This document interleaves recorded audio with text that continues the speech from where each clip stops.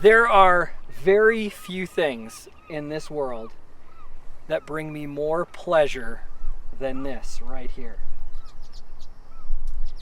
Now, some might ask, if they're not into fishing, I don't get it. What's the big deal? What's so attractive about it? And, you know, some might respond, well, it's the atmosphere and environment, the beauty of nature, the river, the mountains, the trees, and that's definitely part of it. But the reason why it's such a huge pleasure, the reason why fishermen keep going out again and again, the reason why I keep going out again and again, you know, it's really about this moment. Oh, fish on! Woo! Oh yeah! Just a little guy. Oh, come here.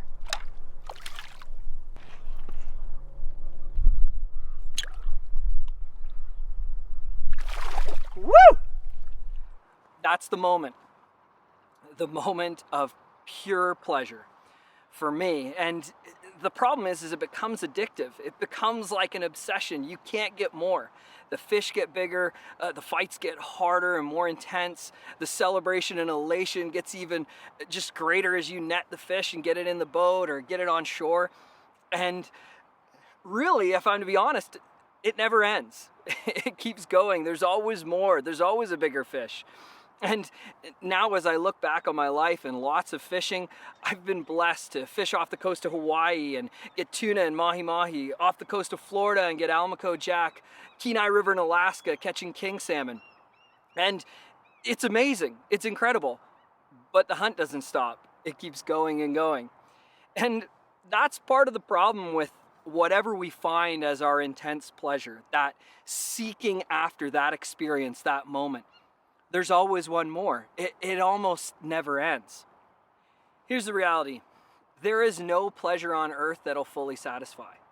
No matter what you're into, no matter what I'm into, we will constantly be on the hunt, searching over and over for the next thing, the next greatest pleasure, the next greatest experience. And so what do? Do we just keep chasing our whole life over? Or is there something more? Today we're going to find out.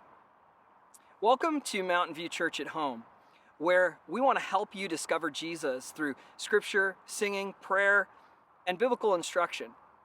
My name's Jeremy. Let's get started. In the Bible, we read about a king named Solomon. He was given a vast kingdom with wisdom and wealth and possessions, everything anyone could want. And with all those resources, he went on a pursuit for pleasure. He wanted to experience everything that any human being would experience, as he says it, under the sun. In our series, Make It Count, we've been exploring his memoir of sorts, Ecclesiastes, where he unpacks some of the experiences that he's had, some of the things he's done, and some of the possessions he's had, and his pursuit for everything, and kind of listing out what he's found. In Ecclesiastes 2, he talks about his pursuit for pleasure, for self-indulgence, looking for the best experience out there. And so we're going to unpack it. Grab your Bibles or grab a Bible app, open it up to Ecclesiastes 2. If you're not familiar with how to look things up in the Bible, don't worry about it. Just grab a print Bible, and at the very start of the Bible, there's a table of contents. In there, find Ecclesiastes. It's going to give you a page number, and then you'll be able to jump right there. And we're going to go to Ecclesiastes 2. If you don't have a print Bible and you have a Bible app, no worries. Just download the Bible app if you don't have one and type in ECC and it'll fill in the rest and it'll get you there. Ecclesiastes 2, 1 and 2. I said in my heart, come now, I will test you with pleasure. Enjoy yourself. But behold, this also was vanity. I said of laughter it is mad, and of pleasure, what use is it? It's interesting that before Solomon unpacks a bunch of kind of evidence, and he's going to give examples of some of the experiences and the pleasure that he has taken part of and has tried to grasp. Here he kind of gives a thesis statement saying, you know, before I get started, I've tried everything. I've tried it all, and it's all vanity. And in case you missed previous messages, this term vanity, we might think about it in our current culture like you know, being vain in like beauty, how someone looks, an arrogance of sorts, and that's partly true. But the biblical definition of vanity has more to do with futility and a fleeting nothingness, a meaninglessness. The word vanity in this actually translates to vapor, a Hebrew word havel. In the cold, in the winter, if we exhale, we see our breath, we see a vapor, but it's there for a moment and it's gone. And this is actually what Solomon is going to start to unpack for us, is that he has tried everything under the sun. He's looked at every single pleasurable experience, and it's all vanity. It's a vapor. It was there for a moment, but it was gone. It wasn't lasting. And so now let's jump into these next few verses where Solomon's going to give some evidence, and we're going to look at our own lives and see whether or not there's some similarities or differences. Verse 3, the first kind of pleasurable experience, the first thing Solomon's going to talk about is substance, in particular wine or alcohol. He writes, I searched with my heart how to cheer my body with wine, my heart still guiding me with wisdom, and how to lay hold on folly, till I might see what was good for the children of man to do under heaven during the few days of their life. Remember that he has said that everything is vanity, but he's starting with substance, with wine. He tried to cheer his body with wine to see what is alcohol going to do? How far will alcohol take me? Now, this one might be an easy one for you, or maybe it's not. And it shouldn't be a surprise that substance, alcohol, drugs, is not going to be this pleasurable experience that's going to last a long time. And at the end of substance, it's actually substance abuse. It's going to end up in a really bad way. In 2015, here in the Yukon Health Status Report, and they focused on substance abuse here in the Yukon, and it found that alcohol purchases were the second highest in our nation. And of course, we have problems like any city does with cocaine and heroin and methamphetamine and other drugs. It's a serious problem where people enter into these substances thinking that it's going to do something great for them, or maybe just to have a good time, but it's fleeting. Most addicting substances exert a dopamine releasing effect far more powerful than the normal reward producing substances such as food and sex. The height of the reward leads to unnatural and compulsive cravings for more hits of the substance as the receptors so flooded by dopamine become less and less sensitive. What once was a great reward becomes a new normal to be sought by repeated reuse. The brain chemistry alters so that seeking more of that substance, more reward, becomes the most powerful driver in that person's life, even at the cost of other life qualities. That substance becomes so addictive and obsessive that eventually it takes over their life, and it can even cost their life. It costs relationships. It can take everything away. Verse 4, Solomon says, I made great works. I built houses and planted vineyards for myself. This is kind of the ancient version of retirement. For us, it might look like, that beautiful 2-car garage and the white picket fence, or maybe for you, it's a cabin or cottage on a lake. Working hard in your career and pursuing your career so that you can get to retirement and so that you can look at all you've achieved, like that's a meaningful way to live. But doing that, pursuing retirement being the end goal, might actually cost you your life, according to research. Study published in the British Medical Journal shows that people who retire at age 55 and live to be at least 65 die sooner than people who retire at 65. After age 65, the early retirees have a 37% higher risk of death than counterparts that retired at 65. That's not all. People who retire at 55 are 89% more likely to die in the 10 years after retirement than those who retire at 65. The study went on to say that mortality improved with increasing age at retirement for people from high and low socioeconomic groups they found. We may think that we just need to work to build up what we can have, to get that cottage in the lake, and then we can retire, and then we'll just enjoy our lives, and that's the meaning of life, and that's what we'll pursue. But what this study shows is you even try to get freedom 55, never mind freedom 65, that the earlier you retire, they actually say that actually impacts your life expectancy. That when you stop working, and if retirement's the goal, that somehow, I don't know what happens, but does the body just give up? Did you know there's nowhere in the Bible that talks about the principle of retirement? That's totally a new concept. That's totally our worldview, that you have to retire at a certain age. In fact, the Bible seems to indicate that we need to keep working, and that work is something that God's given us.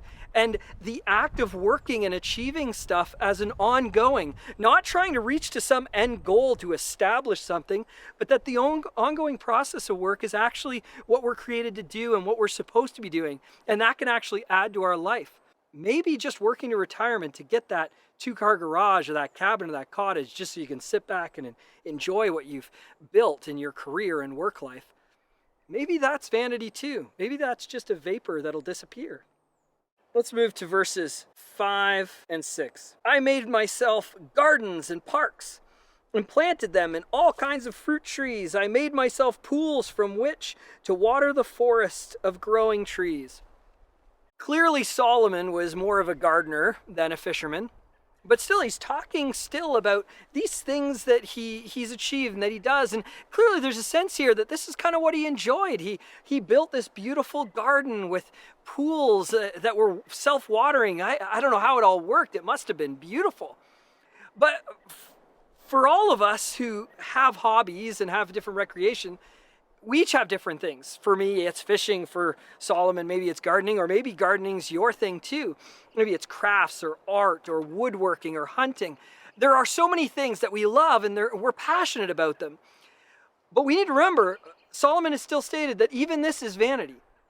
And if I think about that, and I think about fishing in particular for me, if I allow the obsession of fishing to take me over and it becomes my be-all and end-all and I can never get enough and I just want to fish and fish and fish and fish, it does become fleeting at some point. I need to realize that someday I'm going to be old and frail, and my hands are probably going to become arthritic at some point, and tying a fisherman's knot will become extremely painful, that even just to try to get that quick clip and the lure together, and maybe my eyesight will totally be shot, or I won't even be able to really manage it with my fingers.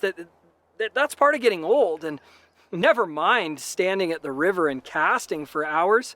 My back, my knees, my hips, they're all gonna get old too, and I won't be able to do that. And at some point I'm gonna become so old that fishing might be more painful or more difficult than it is pleasure. And I think that happens on all hobbies and recreation. There comes to a point where we can't do it anymore. And so if we place everything on those hobbies and recreation, if we say that this is the pinnacle of who I am, this is my identity, my existence, my obsession, we need to remember it's vanity, it's a vapor, because sometime we're going to become too old to do all that. And if we have placed everything in that, what happens next? Possessions and riches. Starting in verse 7 of Ecclesiastes 2, he says, I bought male and female slaves and had slaves who were born in my house. I had also great possessions of herds and flocks, more than any who had been before me in Jerusalem. I also gathered for myself silver and gold and the treasure of kings and provinces. Now, a little caveat. Some of you, if you're not familiar with biblical literature, you're never been in church, just exploring Christianity, you probably heard me talk about slaves and were like, wait, what? What's going on? This is why the caveat's important. We need to remember that some passages in the Bible that are talking about a certain topic at a certain time, we can't automatically transfer what has been said into our current culture. And sometimes in the Bible it describes something that was happening or that did happen, but it doesn't exactly mean that that needs to happen now. And this is where we're at. Solomon's not giving any sort of instruction here on, hey, I had slaves, so you should have slaves too. It's not a pro-slavery statement that he's making here. That's not what he's saying. He is simply giving evidence written at that time on what someone who was rich and had lots of possessions looked like.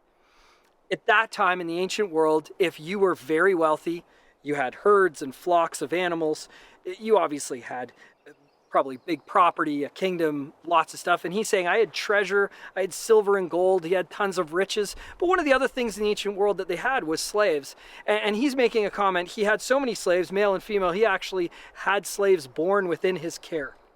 And this is a statement from that time trying to express to the world saying, hey, this is how rich I was. I had more stuff. I had more wealth than anyone else out there. And so it's important as we start this little conversation that we keep in mind that caveat. So here he states, I had everything and anything a guy could want at that time. And yet he still says it's vanity. It didn't lead me anywhere. It wasn't meaningful at the end of my life. Maybe you're thinking, well, I don't know about the ancient world, but now, wealth sounds pretty good to me. Maybe you're thinking that now. Maybe you think if I could just have a little bit more money, if I could just get a raise, if I could just get a new car, if I could just get a new house. We're striving constantly to bring our status in society higher through what we have. And maybe you're thinking, if I could just have more, I would be happier. I would be more satisfied. The problem is the research actually shows the opposite. There was a study done at Purdue University. We found that the ideal income point is $95,000 for evaluation and $60,000 to $75,000 for emotional well-being, explained Andrew T. Jebb, a doctoral student at Purdue University. That might be surprising, as what we see on TV and what advertisers tell us we need would indicate that there's no ceiling when it comes to how much money we need for happiness. But we now see there are some thresholds. The study found that exceeding these income thresholds actually seems to reduce levels of happiness and satisfaction. This could be because higher income earners are more driven by material gains and social comparisons that can ironically lower those levels. We might think that if we could just get more money, if I was a millionaire, surely I'd be happy and more satisfied. The research shows no, that's not true. The pursuit of possessions and riches, it's vanity too. It's a vapor. And that for some of us, we're making so much money and have so many possessions, we're actually not happy or satisfied. But we're tricked into thinking if we could just have more. And it's a downward spiral that's fleeting and futile. Now Solomon talks about the party, relationships, and sex. He writes, I got singers, both men and women. And then he says, and many concubines, the delight of the sons of men. Now maybe you're like, what's a concubine? Solomon abandoned God's plan to choose one woman, make her his wife, and to live happily ever after. History tells us that Solomon actually had many wives, and the wives weren't even enough. He actually pursued concubines. If you can imagine, it's basically what's considered sometimes in the ancient world as a harem. He had a group of women that were simply there to provide emotional and sexual pleasure. He went the full distance. And some of you are disgusted by even the thought of this, and I get it. It was a part of the ancient world, especially in royalty in countries all over the world. And again, he's not saying, hey, this is the way it should be. He's simply saying, this is where I was at the end of my life. There was an ongoing party. He had the resources. He could throw a party whenever he wanted. And if you can imagine, he probably had no shortage of friends. He went to the extent of relational, emotional, sexual pleasure in that world at that time. There's this idea in our current society that it doesn't matter how many partners you have. It doesn't matter how many relationships you have. And you know what? Just have a party and do what you want. It's only sex. Be with who you want. And this concept, it's promoted as just a matter of fact that that's what's going to give you pleasure and that's what you should do. And anyone can do it. And that somehow in our culture right now, it's almost like that's a beneficial thing or a freeing thing. But the research actually shows what Solomon's trying to say, that it's a vapor, it's meaningless, it's futile. There's a book called The Case for Marriage, Why Married People Are Happier, Healthier, and Better Off Financially by Waite and Gallagher. Here's what they report. About 40% of married people have sex twice a week, compared to 20 to 25% of single and cohabitating men and women.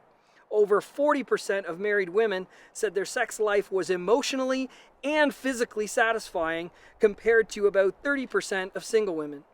For men, it's 50% of married men are physically and emotionally content versus 38% of cohabitating men. This research kind of shows the opposite of what our culture is trying to pitch for us. The idea that getting married and sticking with someone actually has emotional and physical benefits. And maybe if you've been listening to culture, that feels wrong. The research is clear. What Solomon comes to and what he realizes at the end of his life of extreme pleasure in regard to relationships and sex is that he would have been better off just pursuing the relationship with one wife and really digging into that marriage. Our culture will tell us just pursue these experiences, have as many sexual experiences as you want, experiment, party. It's fleeting. Where do we go from here? Well, he's not going to list any more. He feels he's left us enough evidence. He named a bunch of things. But then in verse 9, he says, "So I became great and surpassed all who were before me in Jerusalem. All my wisdom remained with me, and whatever my eyes desired, I did not keep from them. I kept my heart from no pleasure, for my heart found pleasure in all my toil, and this was my reward for all my toil." What he's stating here is, I could go on and on and on about all the pleasurable experiences that I've had, but I'm just going to sum it up and say, trust me, I did not keep my heart from any pleasure imaginable. I went out and I did everything I could, experienced everything I could. And then in verse 11, he sums up the whole thing basically with where he started in his thesis statement in verses 1 and 2. Verse 11, he says, "I considered all that my hands had done and the toil I had expended in doing it. And behold, all was vanity, a vapor, a mist, and a striving after the wind, and there was nothing to be gained under the sun." So here we are. Last week we talked about wisdom and the pursuit of wisdom and knowledge and gets us nowhere. Now we're talking about the pursuit of pleasure and he's saying it gets us nowhere. But we're left hanging again. Solomon continues to do that with us. Ecclesiastes is written in that way. It's this poetic writing that just leaves us on a cliff. He gives us this big problem, but he doesn't resolve it. We don't get any answers. Well, we need to remember that the best part of Ecclesiastes is it points us to Jesus. And Jesus finishes the story that Solomon started. In a book titled Why Everything Matters, The Gospel in Ecclesiastes by Philip Ryken, he puts it this way: "Squeeze all the pleasure out of life that you can, and still there is nothing to be gained from living under the sun. Pleasure pursued for its own sake cannot satisfy the soul. When finally we discover that all the pleasures we pursue under the sun cannot satisfy our souls, then maybe we will look beyond this world. Our unsatisfied longings are a spiritual clue that we are made to enjoy the pleasures of God. This is by design. If we were able to find lasting satisfaction in earthly pleasures, then we would never see our need for God." Jesus was fully man, came to this earth to be tempted and experience everything we experience on earth. And yet he was fully God. And he went into a life of servanthood and sacrifice instead of using the power he had as God, as God's son, to accumulate wealth or to do whatever he wanted. It's interesting, in Matthew 4, verses 1 through 11, Satan, the devil, comes to tempt Jesus. In verse 1 it says, "Then Jesus was led up by the Spirit into the wilderness to be tempted by the devil." And if we scroll down, in verse 8 it says, "And the devil took him to a very high mountain and showed him all the kingdoms of the world and their glory. And he said to them, 'All these I will give you, if you will fall down and worship me.' Then Jesus said to him, "Be gone, Satan, for it is written, you shall worship the Lord your God, and him only shall you serve." Then the devil left him, and behold, the angels came and were ministering to him. This is a fascinating piece of Jesus' life. He was fully man and yet fully God, so he could have acquired what he wanted. He could have probably just taken all the kingdoms of the world and all their glory and everything they had. He didn't need Satan to give it over to him. But Satan's offering it, but Jesus, he's not interested.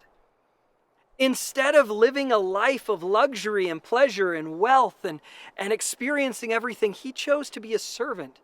And then eventually he chose to go to the cross and sacrifice himself for humanity. That all the sin, really after all the striving for pleasure of all humanity, now rests on him. That sin, that wrong that we've done, and he pays for it on the cross. Everything we see about Jesus' life, his death, the resurrection, and the ultimate plan of humanity that God has for us, the earth isn't really the focus, heaven is. Jesus was always focused on the next life and how things on earth reverberate into the heavenly realms, and the things that are done on earth matter. That what we do today has an impact, and we have choices every day. If we were to only have today, how would we make it count? Would we just seek our own pleasure, our own experiences, or would we do more? Would we make choices that would impact our world? So, what's your pleasure? What are you searching for? What experience are you looking for that will truly satisfy? Have you been searching the world over for maybe possessions or experiences or relationships, and you feel like you've come up empty-handed? You feel it's fleeting, it's meaningless. Or maybe you're in the middle of it now and you don't even know how to get out. There is one place where you can find an experience and find a person that lasts past this life and into eternity. And that's Jesus. That you can take an opportunity, if you just had today, the one way that you could make it count is to choose Jesus. You see, we all have sin in our life. Are those constant pursuits, the wrong that we've done, the fleeting things in life. We live in this world and we're constantly striving for more. That sin separates us from God, a holy, righteous, awesome God. And we can't work our way to him. We can't get enough to buy our way to him. We can't get there. And so God sent his son to die for that sin on the cross. And when he was dead, they buried him. And 3 days later, though, he rose from the dead. He conquered that sin. He conquered all those sinful desires and all those obsessive behaviors, all that addiction. He died and conquered it all to make a way that we could be pure, that by believing in him and trusting in Jesus, that faith, that heart condition, not what we do, not what we have, but that heart condition and our belief in Jesus and belief that God raised him from the dead and has made a way for us, that gives us access to God and access to heaven. And so today, if you want to experience the world in a richer way, but more importantly, if you want to experience heaven, you can choose Jesus today. I'm going to pray, and if you'd like to give your life to Jesus, you can just pray along with me. And maybe for some of you, you're just coming back into church and you've been wandering or you've been having a tough time. Maybe you've been to church your whole life, but you're suddenly realizing you've been pursuing a lot of things that are fleeting, that are vanity, that vapor. And you want to recenter around Jesus today. I want to give you an opportunity to do that. Dear Father, I know that I'm a sinner. I know that I get caught up chasing things, chasing that next experience, that next possession, that next pleasurable thing. And it consumes me. Please forgive me for that. I thank you that you loved me enough to send Jesus to take the punishment and the payment for all that sin and all the selfishness I have in my heart. Today I choose to believe in Jesus. I believe that you sent him to die for me, but that you also chose to have a plan in place that he would rise again and conquer sin and death. And in his resurrection, that power to conquer my stuff, my sin. Today I give my life to you. I choose to follow Jesus. I'd ask that you would send your Holy Spirit into my life, that I might live for you. From this day forward, may I experience every pleasure, every experience this world has to offer within the boundaries of your gospel, your good news plan, your biblical instruction, that I might enjoy the gifts that you've given in this world to their fullest by enjoying you first, by seeking you first. I ask all this in the name of Jesus. Amen.